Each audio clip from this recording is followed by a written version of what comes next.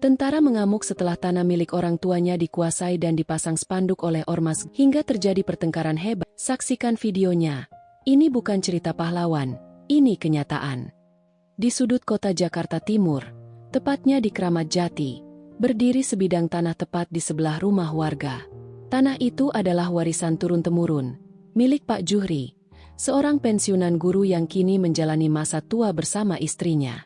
Namun, tak banyak yang tahu bahwa Pak Juhri adalah ayah dari Letda Arga, anggota aktif pasukan tentara yang kini sedang bertugas di Papua Pegunungan. Pagi itu, suasana lingkungan mendadak berubah. Beberapa pria berjaket hitam bertuliskan GRIP dengan emblem macan di dada datang mengendarai motor dan mobil bak terbuka. Tanpa banyak bicara, mereka mulai memancang patok-patok kayu di sekeliling lahan Pak Juhri. Spanduk besar bertuliskan, "Tanah ini dalam sengketa. Dilarang aktivitas apapun di tanah ini." Warga sekitar hanya bisa memperhatikan dengan heran dan takut. Mereka tahu, berhadapan dengan ormas semacam ini bukan perkara sepele. Pak Juhri, yang menyaksikan langsung kejadian itu, menghampiri dengan langkah pelan. "Ini tanah saya. Ada urusan apa kalian pasang-pasang segel di sini?" tanyanya tegas. Seorang pria bertubuh besar, dipanggil Bayu Tato oleh anggotanya, menoleh dengan tatapan dingin.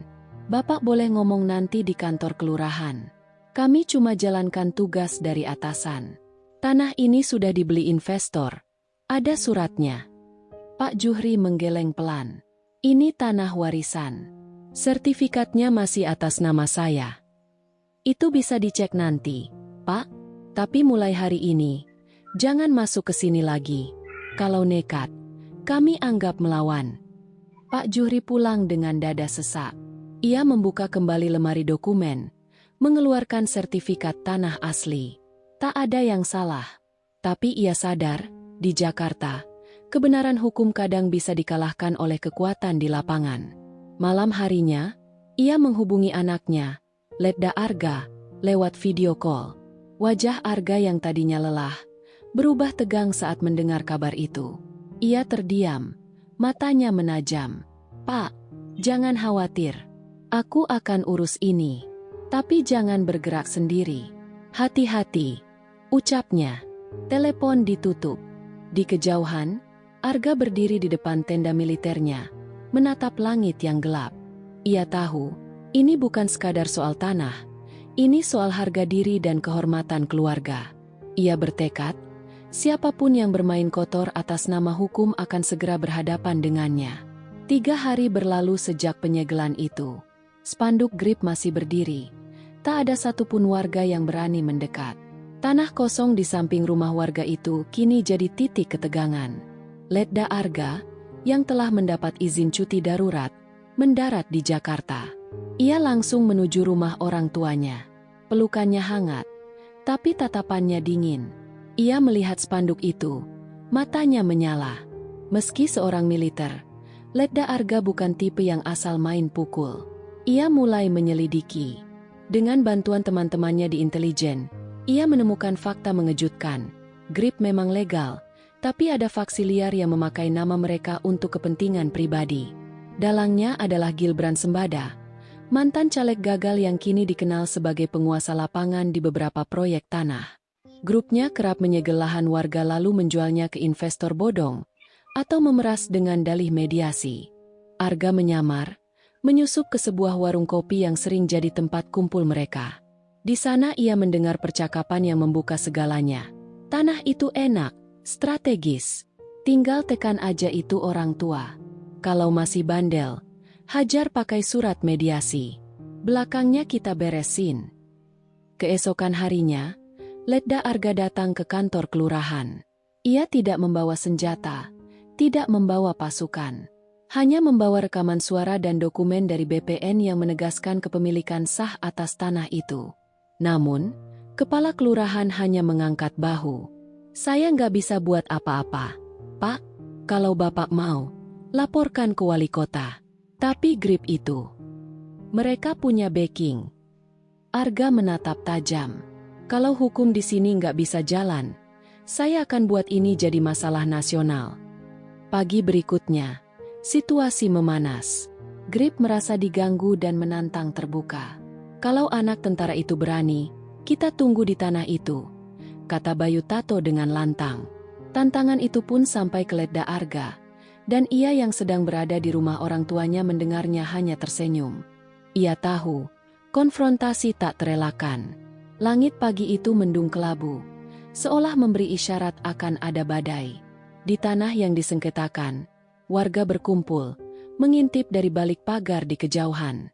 Ledda Arga datang seorang diri, mengenakan seragam tentara. Tatapannya tajam, langkahnya tenang. Ia berdiri di hadapan Bayu Tato. Tanah ini milik orang tua saya. Sertifikat sah. Tapi kalian segel seenaknya. Sekarang, saya minta kalian cabut semua spanduk itu dan pergi. Kita juga punya surat. Lu pikir karena lu tentara, bisa seenaknya? Ini tanah udah kami ambil alih. Kalau lu nggak suka, silakan tuntut. Jangan sok jagoan di sini. Bayu Tato meludah ke samping, lalu tersenyum sinis. Atau, lu mau kita selesaikan sekarang aja, di sini? Ledda Arga tak menjawab. Ia hanya menggulung lengan seragamnya perlahan. Gerakannya tenang, tapi penuh tekanan. Warga yang menonton dari kejauhan bisa merasakan udara mendadak terasa panas dan berat. Salah satu anggota Grip coba mendekat, namun Arga mengangkat tangan sedikit. Satu langkah lagi, dan kalian akan tahu kenapa saya disebut prajurit. Bayu tertawa pendek. Gaya lu kayak di film. Ini Kramat Jati, bukan medan perang. Arga melangkah. Satu langkah, dua langkah, lalu berhenti tepat di hadapan Bayu Tato. Aku nggak datang ke sini bawa pasukan. Tapi jangan anggap itu kelemahan. Karena aku tahu, keadilan kadang cuma butuh satu orang yang berani berdiri. Tanpa aba-aba, Bayu mengayunkan tinjunya. Tapi terlambat. Arga menangkis dengan mudah, memutar tubuhnya, dan menghantamkan tinju ke rahang Bayu. Dentuman keras menggema.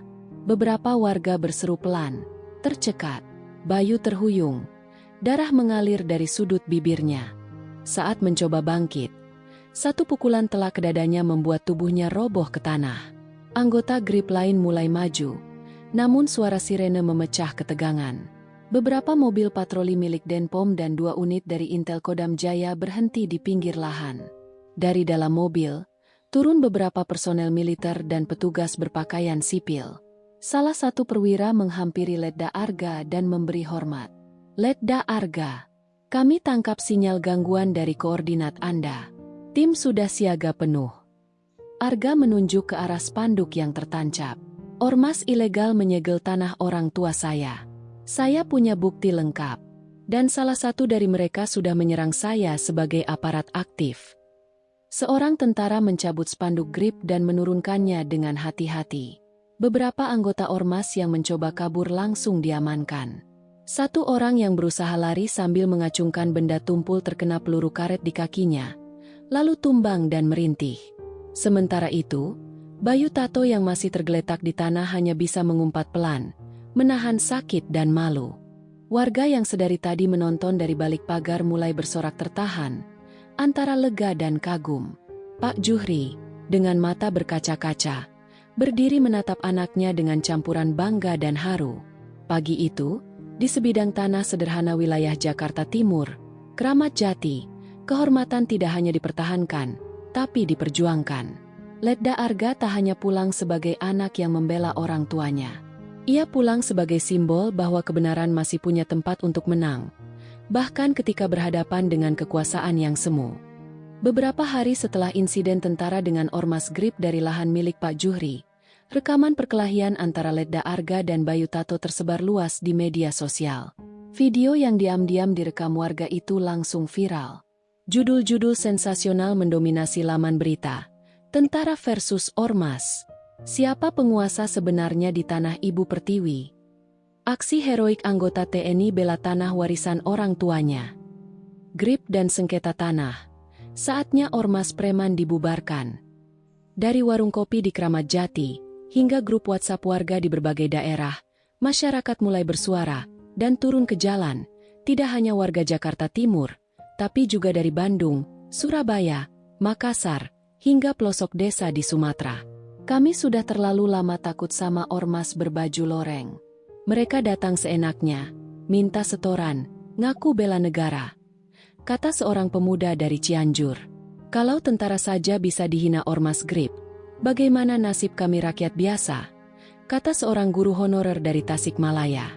Tagar bubarkan ormas preman dan berani untuk rakyat menduduki peringkat teratas trending topik nasional selama 5 hari berturut-turut. Di markas Kodam Jaya, Letda Arga dipanggil oleh atasannya, Kolonel Aditya, perwira senior yang dikenal keras tapi adil. Secara prosedur, kau salah langkah, ucap sang kolonel pelan. Tapi secara nurani, kau melakukan hal yang benar. Kau bukan hanya membela keluarga. Kau membela prinsip bangsa ini. Letda Arga berdiri tegak dan menunduk hormat. Saya hanya menjalankan sumpah saya, Pak. Melindungi rakyat, bukan sekadar memakai seragam. Seminggu kemudian, sebuah forum warga terbuka diadakan di Balai Kelurahan Kramat Jati. Ratusan orang hadir, dari tukang ojek, pedagang pasar, mahasiswa, pegawai, sampai para orang tua. Topik diskusi bukan hanya tentang GRIP, tapi juga keberadaan ormas-ormas lain seperti Pemuda Pancasila, dan sejenisnya yang dinilai sering menyalahgunakan nama besar ideologi untuk kepentingan pribadi dan tekanan sosial. Seorang ibu penjual sayur berdiri, suaranya gemetar namun tegas. Kalau negara ini masih membiarkan ormas preman berkeliaran, bagaimana anak-anak kita bisa tumbuh aman? Saya cinta Indonesia, tapi bukan Indonesia yang dikendalikan oleh ketakutan terhadap baju loreng-loreng tanpa hati. Tepuk tangan pecah. Banyak mata basah. Rasa takut yang selama ini membungkam, berubah jadi keberanian kolektif. Beberapa hari setelahnya, DPR RI menggelar rapat khusus membahas regulasi ormas. Komnas HAM, Ombudsman, dan berbagai tokoh sipil mulai angkat bicara. Desakan masyarakat masuk ke meja Kemenkumham dan Kepolisian RI. Wacana reformasi besar terhadap sistem ormas mulai digaungkan. Audit keuangan wajib, daftar anggota transparan, dan sanksi tegas bagi tindakan intimidatif. Hari itu, Letda Arga berdiri kembali di lahan milik orang tuanya. Tak ada lagi spanduk GRIP. Tak ada lagi patok kayu.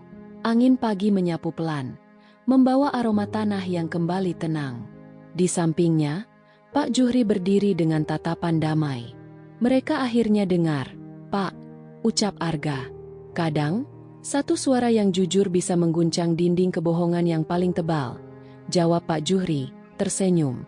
Karena keberanian sejati bukan hanya soal fisik, tapi tentang keberanian bersuara saat banyak memilih diam.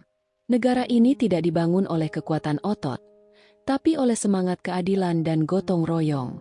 Jika suatu organisasi lebih sering menebar ketakutan daripada pengabdian, maka mereka bukan lagi pelindung rakyat. Mereka adalah bayang-bayang gelap yang harus diterangi cahaya kebenaran. Indonesia adalah rumah bersama.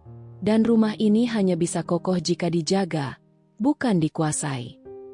Terima kasih sudah menonton. Semoga cerita ini bisa menginspirasi, serta memberi semangat, dan tetaplah menjadi versi terbaik dari dirimu. Jangan lupa like, share ke teman-teman, dan tentunya subscribe supaya nggak ketinggalan konten terbaru dari kami.